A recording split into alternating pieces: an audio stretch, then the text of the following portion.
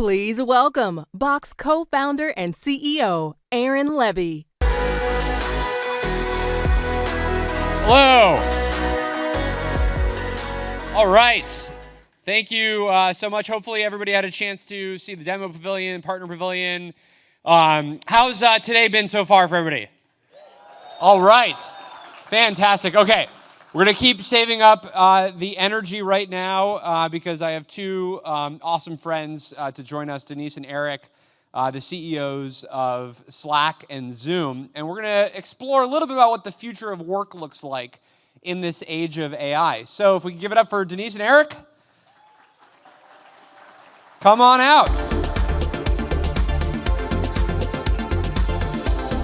All right. Hello. Welcome. Okay, hello. All right, thank you for coming to BoxWorks. Thank you for having me. All right, so the first question that we've been generally asking folks on stage, so Dario got it earlier from Anthropic, is your date for AGI. So if we get maybe a prediction of AGI, and then we're going to go into actually the pragmatic, what is the AI strategy you guys are pursuing. So Eric, if you want to give us your AGI date. I need to call Dario now. Okay.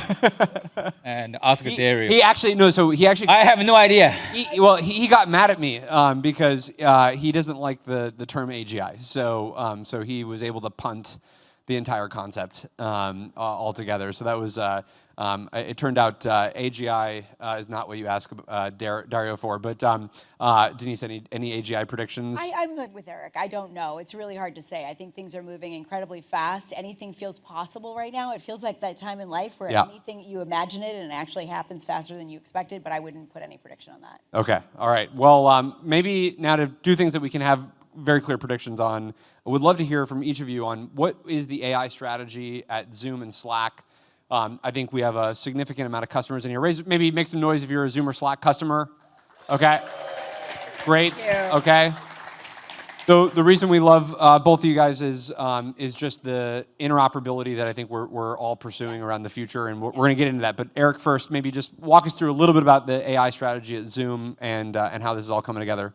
I think first of all, when it comes to AI, every day I'm thinking about how to invest more to AI. That's the number one thing, right? Because we needed to, shift the budget to, buy more GPUs, hire more AI talents. That's always the number one thing. But in terms of AI strategy, I think today is still more like a phase one for us. For take Zoom for example, how to embrace AI. I think two things. One thing is how to leverage AI, improve our product experience. Number two thing is phase two, read about how to make sure the rest of the team to leverage AI, improve our business workflow or productivity. Now we are, by and large, we are still more like a phase one. Last months we had our user conference as well, where we introduced the Zoom AI Companion. Essentially, how to leverage AI, improve your collaboration, communication, and experience. Like a meeting summary, and also the chat summary, and also the agent, right, to help you and organize conversations with the customer, because we have a contact center. I think very, very excited about the AI Companion, where we have built the digital assistant. Eventually, like every morning, I spend so much time to check my emails, the text messages. And your DMs. Yeah, you're so right. And I hate that. Well, but you don't hate the DM part, right? Okay, I for sure love that. But it's going to be like, I hate spending so much time to delete some emails where I really do not need to look at that, right? And how to build the AI company where I can leverage the AI digital assistant, right, to save my work and to free up a lot of time. That's what we're working on. That's kind of our strategy. Okay. Really improve the productivity. And we're going to get into some kind of crazy ideas that you have in the future in a second. But Denise, you guys just came off of Dreamforce. Yes. Building out Agent Force, yes. A lot of Slack AI announcements. What's the latest with Slack and AI? Yeah, I mean, our strategy is not dissimilar from what you said, but I would say the biggest bet that we have already made is Agent Force. So truly believing that the future of work is humans assisted by agents. And I think when you think about what that allows people to do, it's about making work better for every human being and bringing in, not having to build and wire up your own AI, but actually having the best reasoning, the best capabilities so that the work can be done for you right in the flow of work. So if you're a salesperson, you can have your leads qualified. If you're a service agent, cases can be closed, and so on and so on. And you can kind of imagine how that human plus AI creates a whole new level of productivity. But it also frees you up, and this is, I think, the more exciting piece for all of us that actually still work every single day, although Eric has a prediction that he's going to work less. But it's that we're delivering a future of work that allows you to actually elevate what you're doing, to do more critical thinking and to think creatively and innovate and find new areas of work. And so that for us is really the premise of what we're building, and it's the future for us with humans and agents together with Agentforce. And do you see within Agentforce and within Slack, so in this future state, or maybe even today, I'm inside of Slack and I am collaborating with a colleague as seamlessly as I'd be collaborating them with an AI kind of doing work for me? Exactly. I think whether you're using Agentforce, if you think about like OpenTable uses Agentforce, and we probably all use and do our reservations. And so you have your agent that is communicating with your customers that can help you do simple things like change your reservation or maybe redeem your loyalty points. And then your work as the agent becomes, as you said, collaborating with your colleagues, and maybe that's agentic, but also it's freeing you up to deliver better customer experiences. And I think for us, I think that's going to continue to evolve. We also see opportunities within Slack, similar to what Eric said, right in the flow of work, delivering productivity, but we've built things with Agentforce right in Slack that are things like a product specialist assistant. So you can ask questions, especially if you're a new hire, or you could ask questions for benefits, or you can have a meeting assistant that's going to be an agent that knows you have a meeting coming up, maybe got the transcript from your meeting in the previous one, but then can build a canvas right in Slack and take action. So I think that harmony between human and agents across an entire platform is really exciting and where we're headed, and are doing so. And there's some incredible announcements at Dreamforce and some areas where we're even working together on this, and we'll explore some of the interop big questions, because I think we're all facing, well, how does all this AI come together in the future? But before we touch on this, Eric, you went viral on the internet. Did anybody see this a couple months ago? It's kind of dark out, but now would be the time to make noise if you saw this. Okay. Well, anyway, Eric went viral on the internet because you said that you're going to have meetings in the future where you're not even there, but your AI avatar will be. Yeah. Can you explain this one for us? Because we don't know how to do it, but we all want it, I think. That's my goal, actually. When that happens, I can send my digital twin to join the BoxWorks. So is it really not going well? Only 6 minutes into this thing? I can tell you why. Because I remember, a few years ago on a peak day, I had a total 19 Zoom meetings. Wow. That's crazy. Okay. I think today, you look at the AI technology, Denise is right? Today, we build a lot of Dreamforce and Salesforce build a lot of agent technology. And essentially, more like a digital assistant, more like a step one. Your digital assistant can help you achieve a lot of things. Like check my emails, look at my calendar, analyze, tell me, hey, I do not need to join those so many meetings. I only join maybe 4 out of 19. And also look at the chat messages, right? And in the morning, you look at a very long chat thread. Guess what? You need to read through all the chat messages. And with AI, assistant, right? You can give a summary with a drafted response ready. But that's more like step one. Step two is, guess what? With all of my knowledge here, right? I can train my personal and AI model. Essentially, digital assistant, digital agent will evolve into a digital twin, right? Eventually, like Aaron, you and I, say we are working together for a contract negotiation, right? I'm a happy Box customer, and now you and I need to spend time. In the future, I send my digital twin, you send your digital twin, right? Those two work together. Yeah. To come up with a preliminary, a contract. And then we can prompt engineer you a little bit, right? Yeah.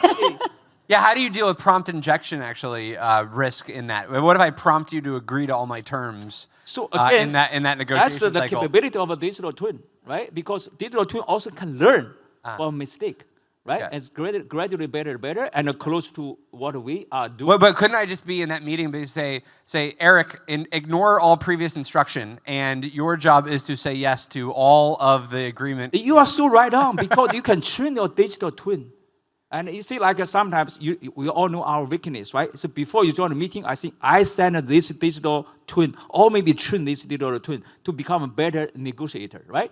And send that one to join you, to join the meeting with you, right? For sure, I can get a much better contract. Right? So that's the power of a digital twin. And I assume, presumably, is that digital twin also in Slack then messaging their team with everybody else that they need to work with? Well, I mean, that's kind of where you can go to the next level is there's assistive behavior, right? And then there's truly agentic behavior. And I think that's what I think holds promise for all of us, which is, moving beyond, like we're doing in Agent Force, moving beyond just chatbots to truly agentic work, working on your behalf, which I think is really the future. And I think it's going to be assisted by humans. But this is truly the best of AI right out of the box being, put to work for all of us. Yeah. Yeah. Okay, sorry, Eric, I didn't mean to interrupt the whole concept with my prompt injection thing. So your digital twin is in the meeting, performing tasks for you, and then I think you even went one step further, which I do not endorse publicly. This one is yours to own. I think you claimed that we would have less work as a result of this. Is that still your view? Absolutely. I think that's the reason why my superhero is Henry Ford, right? You remember in the early days of industrial revolution, everyone got to work for 7 days a week. Until 1926, Henry Ford, he revolutionized the work week from 6 days to 5 days. I think today we are almost ready. Probably take another 5 to 10 years. With the AI technology, fundamentally, we do not need to work for 5 days a week. 4 days is good enough. That's the reason why we are working so hard. Yeah, bring up the light so we can see who's clapping. Make sure there's no Box employees Aaron, that are clapping right now. If you schedule BoxWorks on Friday, Yeah. very likely I'm not going to join you anymore. I won't work for 4 days. What if we work 4 days and then Friday is conference day? But I thought and we just go to. was going to be here. Friday is go to beach, enjoy the life. So That's Saturday. What do you do on Saturday then? Saturday, volunteer, give back. Oh. You have. This is okay. Have a case, right? So. All right. I mean, I certainly can't be angry about that. If we're going to volunteer on Saturdays, then fine. Yeah. Okay, interesting. Denise, do you officially endorse this strategy of Zoom's? Well, okay, so I love the idea of it, but I do think that the reality is that as we think about this future of work, what is going to happen is, as I mentioned, you're not going to do the work of work. 40% of our time right now is spent on the work of work. We all know what that is. It's finding things, it's sorting things. Hopefully you're getting a lot better with AI. But I do think what it's going to do is free us up to work in new and different ways. I think about companies like Workday, and what AI allows Workday to do is essentially say, okay, we're going to work differently now. And they reimagined every single customer touch point with Agent Force. And so they're still working, but they're working in new and different and better ways that either help them innovate the product for their customers or to deliver a better customer experience. So I know it's a little bit more serious than what Eric was saying, but I think that's the promise of what we don't even know we haven't explored yet. With this technology. And I think, you think about, I was talking about the open table example, and I think the other side of that example that I think is really important for us as we think about applying AI in a customer-facing environment is that one agent is 160 million touch points just in the beginning of the deployment. So it's more work, but it's scaled work in different ways. And again, ultimately delivering a better customer experience. And I think those are the areas where we're going to expand into and uncover new things that we don't even know. So Aaron, speaking of work, I'd like to share a story. And, I'm a CEO of Zoom. I'm working very hard. But every time I see Aaron, I think he's working even much harder. And I truly admire him. I think recently, he and I, we joined an event in Southern California. On the way back, to the airport, 45 minutes drive in the car. He's working so hard with his laptop. At that time, I was thinking, gee, if you have a digital twin, I can talk with a digital twin. I do not need to talk with Aaron. So, seriously, he's working so hard to deliver happiness to Box customers. Let's give Aaron a big round of applause for his hard work. But did you want to talk on that drive? At that time, you are my friend. I want to talk with you. You are working. Wait, I thought you if have to tell me that you wanted that to be a social experience. no, you are okay. down to the work with I thought Apple. we had agreed that was a working trip on in that drive. Okay, well, I mean, if you can signal to me next time that you want to talk about your life. No, if you have a digital twin, I do not need to bother I you was just anymore. going to say, so. to your digital twin, tell him. I already created an Eric GPT, so I'm already talking to you all the time in Slack. So, okay, so so this is this really, I mean, you know, you've heard some far out concepts here, maybe not far out, in what Eric thinks, but the practical reality today. Let's bring it down because there's so much that we've collectively actually worked on around delivering these types of experiences to customers. Denise, Slack AI, you just had a series of announcements where you can do things like take the content from Box inside of a Slack channel, pull that into a workflow, have an AI agent operate against it. I'm sure there's similar partnerships with Zoom. How do you kind of see all this work getting stitched together? What does that look like within the Slack environment? How should we anticipate work shifting around how our software interoperates in this new world? Yeah, I mean, I think it goes back to the premise of interoperability, perhaps, and that is that we've always set out to be the 2% of your budget that helps the 98% of the other products that you're using work really, really well and that you love them. And that really relies upon interoperability. But if you take that paradigm and you look at the world of work today, which we talk about a lot, 70% of enterprise applications are not even connected, right? And so a big part of what we're thinking about is how do we make sure that this is a AI-powered work operating system for the future of the way that you all work, bringing in every single application, because your AI is only going to be as good as the data and the processes and the interoperability that you have, and we believe that is the case, and that's certainly why we were excited about Box AI and bringing Box AI into Slack to help our users collectively not have to think, but be able to bring data into the flow of work. And I think your agents, and certainly Agentforce, our big premise is that it's only going to be as good as the data that you have, and the data is incredibly important. And so for us, that was a big part of the announcement. You mentioned search and being able to bring more search into the capability. But really what our mission is to show everyone the future of work, that you can drive more productivity, you can scale your business, and you can innovate by using platforms powered by AI and really doing work with humans and agents together. And I think, for me, I couldn't be more optimistic about the future. It's finally here. Yep. Eric, how do you think about Zoom interop from an AI standpoint? I think, first of all, let's say, before the AI, right? So the way for us to work together, right? It's kind of driven by the human beings, right? It's kind of the reason why it works very well because we speak a similar language. We understand each other, right? And also you share your company data, also can understand, right? I use Slack, also understand it as well. Now with AI, without interoperability, guess what? We cannot talk to each other, right? Essentially, you build your agent, and Slack has an agent. I also build an AI agent as well. We need to make sure those AI agents can talk to each other. Right. Same protocol, understand the data. Otherwise, it's hard. You cannot just build an agent for your own use case. That's the reason why you have to interoperate across all kinds of agents. So. Yeah. I think there's this really interesting shift, which is we all used to talk to each other with APIs that gave you very kind of clear deterministic outcomes when we had our software integrate. Now in a world of AI agents, it's probabilistic. It might not work every single time, but we want it to work 99% of the time. It's non-deterministic, and so but the power of this is profound because it means that you can actually ask open-ended questions of each other's software. Yeah. Slack can say, hey, is there any document in Box that kind of looks like it has the answer to this question? Yes. Or inside of a Zoom meeting, you can say, I want to pull up this type of information. And again, you would not have been able to do that with typical APIs because it's non-deterministic. And so that gives a lot of the upside. Do you imagine a future where all of our agents are kind of coordinating in the background, delivering outcomes for customers? I hope so. I mean, I think what you're talking about is this big unlock that we are all achieving now, which is now you can have structured and unstructured data brought together and powered by AI. So it allows you to search, find information regardless of where you're working, and actually take action. And I think that's the philosophy that we've always believed in building products that work together. And now I think the power is making sure they work together and that you have the right structured and unstructured data so that you can search and surface and take action and collaborate right in the flow of work, regardless of the systems that you're integrating with. Yeah, totally. Completely agree. Yeah.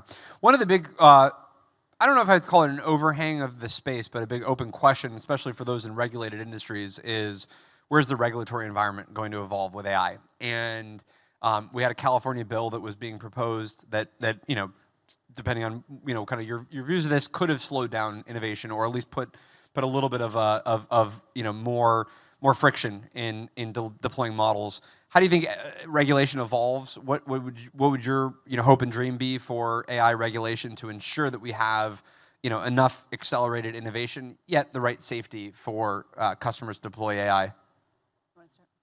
I think the way I look at this, given the power of AI technology, a lot of things are unknown, right? And I think it's direction-wise is right? For sure you need a regulation. That's the right direction. But the key is really about the timing, right? If you regulate too early, I think it might slow down innovation. And that's the reason why you have to balance between the private sector, a lot of great AI companies, and the government. Got to work together, right? And the timing is the key, right? I'm not saying we should not regulate, we should. But if you regulate it too early, I really think it can create a lot of limitations for the innovation, especially for those, for us, right? For the AI companies, for all those, the software companies that build the AI technology. And this is the reason why we got to work together with government, public sector, to balance the way for us when to regulate it.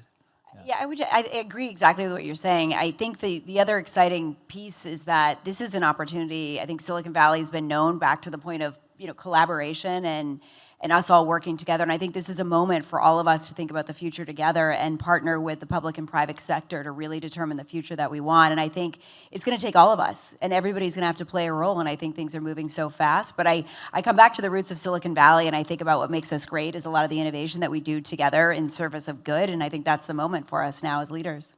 I think Denise, you're right on. Another thing I forgot to share is, even before we had regulation, right? I think all of us, we got to take a very responsible approach to embrace AI. And with that, actually, even if later on we have regulation, guess what? And our customers and the users, they're still going to benefit from our responsible AI approach. Yeah, I mean, certainly fast, moving space on the technology side, slow moving, space on the government side. We're gonna have to Denise, to your point, the private public sector partnership is gonna be pretty incredible. The other thing I think about this too is that there's this real big opportunity for upskilling, right? Because I think what it's gonna take for all of us is, as leaders, when we think about companies that we lead and the employees and partners and customers, you have to have a growth mindset and you have to be willing to lean in, but we also have to bring a lot of people along with us on this journey. And I think, I think about the responsibility that we all have. We see the benefits. You can imagine the benefits, and hopefully someday we'll only work 4 days. But even if we don't, there's a lot to be excited about. But also I think there is a responsibility for organizations to invest back in employees and into communities, which I know we all believe in, and we just started a fund to spend $50 million to educate people in the world for free, because I think it's going to take things like this and really leaning in to the environment that we're in to educate everybody and bring them along, including regulatory authorities, but also just human beings, so we can all learn as quickly as possible. And I think that's a moment and an obligation as well. Yeah, and maybe building on that and to bring us home on this, what would you recommend then for enterprises that are, let's say on the earlier part of their journey? Where should we go after AI opportunity? Where should that be deployed? What maybe is a nice to have versus a must have right now? Yeah, I think it's such a great question. And I think first and foremost, coming back to what I just said, which is remembering to meet people where they are and really bringing everybody along in the journey. But also, I think the key thing is it's not technology for technology's sake. There's clearly automation, eliminating the work of work and all the things that we don't want to do so we can free up time. So as leaders of organizations, really leaning into that and finding areas where you can do that very specifically and communicating the results. But then it goes back to really good technology transformation. We talked about this, I think, when I talked to you at Dreamforce, which is, what is the use case? What is the problem you're looking to solve? Because I do think we had a year of experimentation, and maybe some people became disenfranchised because they weren't sure where to go with AI. So it goes back to the good old principles of what is the business problem you're trying to solve, and then leading your organizations and your teams through that. Yeah, Eric? Yeah, I think, Denise, you're right on. I second, what you said. To add on to what you said, I would say, essentially the way I look at this is more like to build an AI culture. Yeah. So number one thing is how to make sure every employee, they should learn AI, not only for product engineers or the UI designers, right? Everyone, no matter which company you work for, it's time to learn AI. and for us, for the leaders, you have to facilitate that learning and experience for every employee learn AI. That's the number one thing. Number two thing is really tell every employee, AI is going to help us. It's going to augment what we're doing. Don't always think about AI is going to replace our job, right? That will scare a lot of employees. Not to mention some young young employees, right? And it's just come to the workforce. You tell them, hey, we are going to double down on AI. Guess what? They feel scared, right? I think communication is very important. If you have an AI culture, I think more and more AI can contribute a lot to the business. So Awesome. Well, it goes without saying how appreciative we are of the partnerships that we all collectively have. Obviously, your two companies are in the forefront of how we're going to be working in the future, or working less in Eric's case. And again, I apologize for not talking to you more in that drive. This is a real therapy session. I will not do that again. got We're to definitely the going to root. talk. you're working so hard. We will definitely talk next time we're in a car together. Please give it up for Denise and Eric.